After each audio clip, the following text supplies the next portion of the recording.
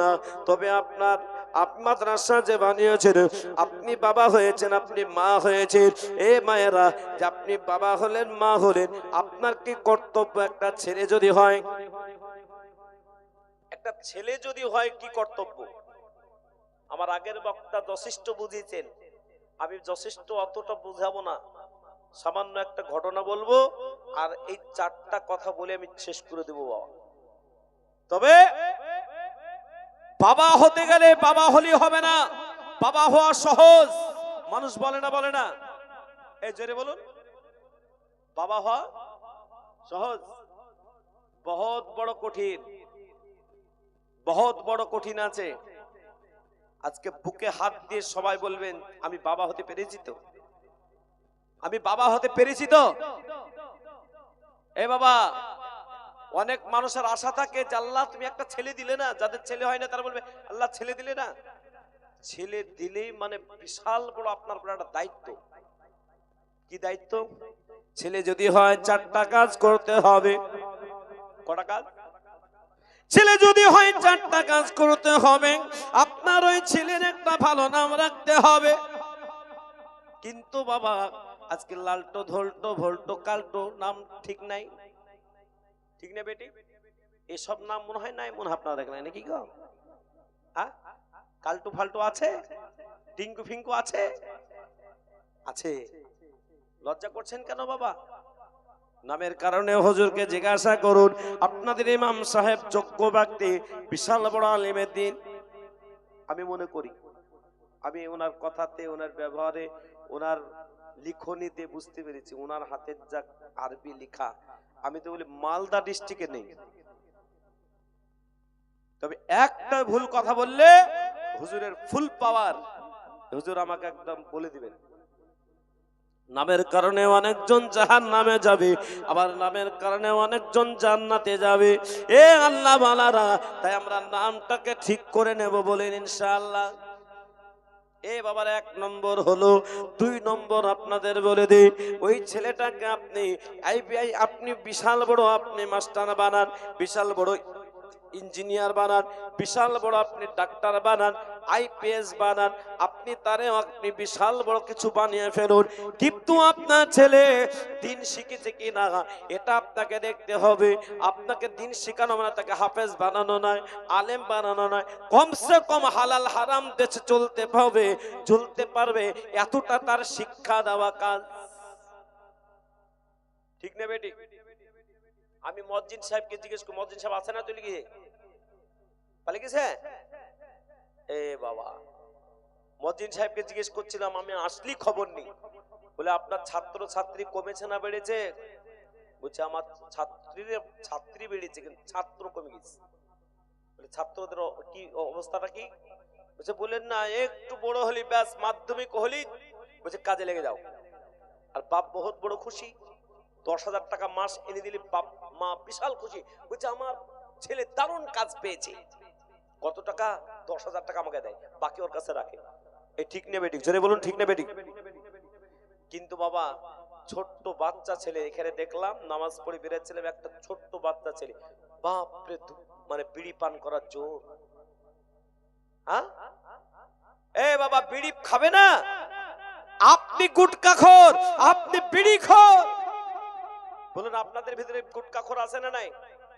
ছেলেকে আনতে বলছে, বেটা একটা গুটকা নেয় তো। বাপের কাছে ছেলে শিখবে তো, কি শিখবে?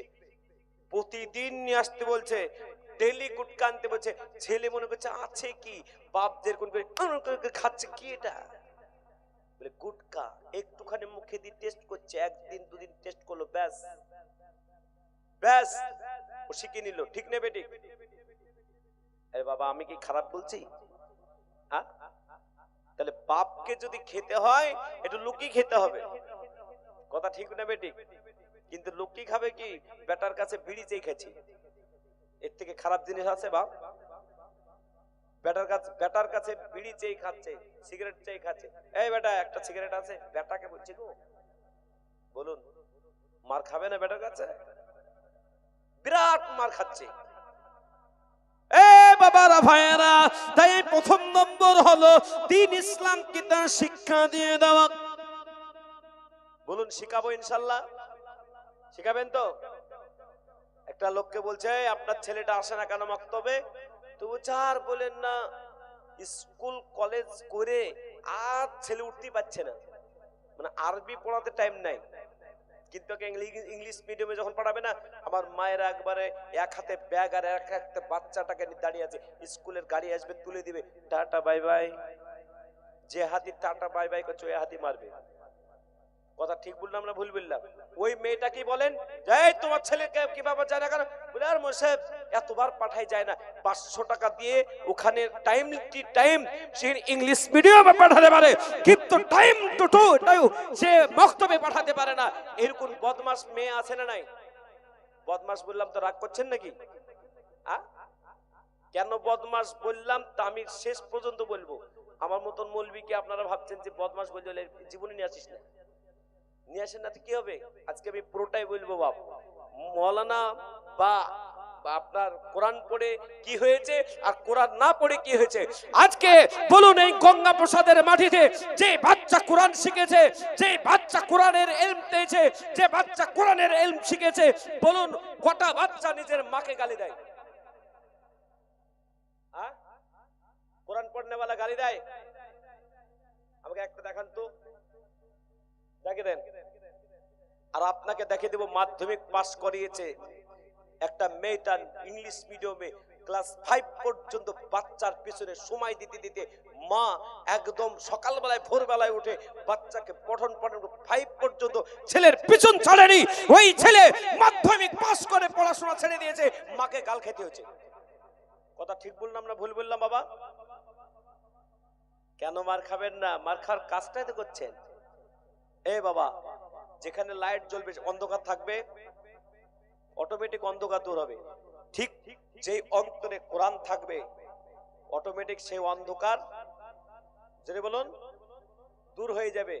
তো এই অন্তরে লাইট জ্বালাতে হলে কি শিখাইতে হবে? জোরে বলুন, বলেন না কোরআন, জোরে বলুন না। কোরআনটা মুখে বলতে মনে হচ্ছে প্লাস্টিক লেগে গেছে। জোরে বলুন না কোরআনুল কারীম, জোরে বলুন, সম্মান দিয়ে বলুন কোরআন শরীফ,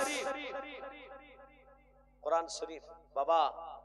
তাই 2 নম্বর বললাম। 3 নম্বর, ছেলে যদি বয়স হয়ে যায়, যদি ওই ছেলে জিজ্ঞাসা করুন বয়স প্রাপ্ত হয়ে গেছে, আপনি বলছেন তার বাড়ি হয় নাই, তার এখনো কর্মসংস্থান হয় নাই, তার এখনো চাকরি হয় না, এই বিয়ে দিয়ে দিব। এরাসো ও পেশাব করে এখানে আসবা, তোমার সাথে কাজ আছে এখানে, যাও। তোমরা আসার পর গান বলবো বাপ, যাওয়া ভালো।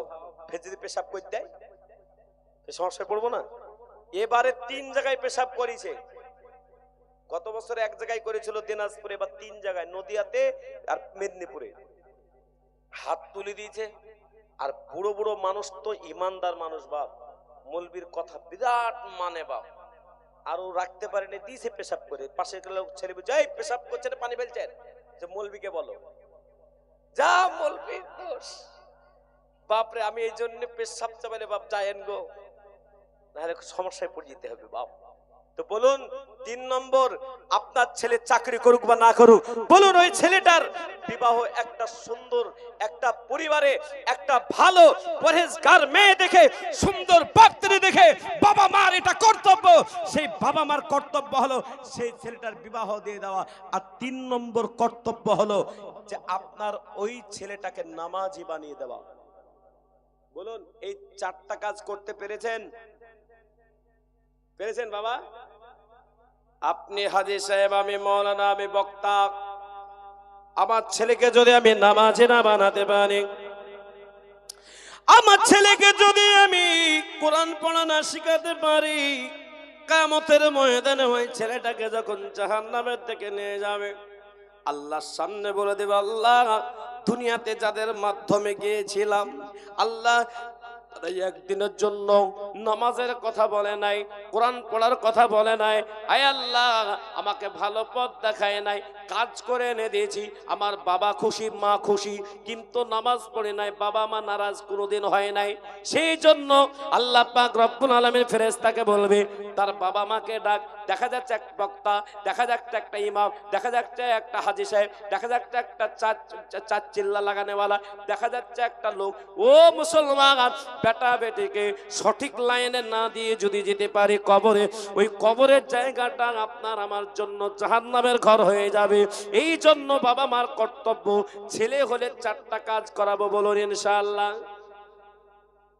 করাবেন তো?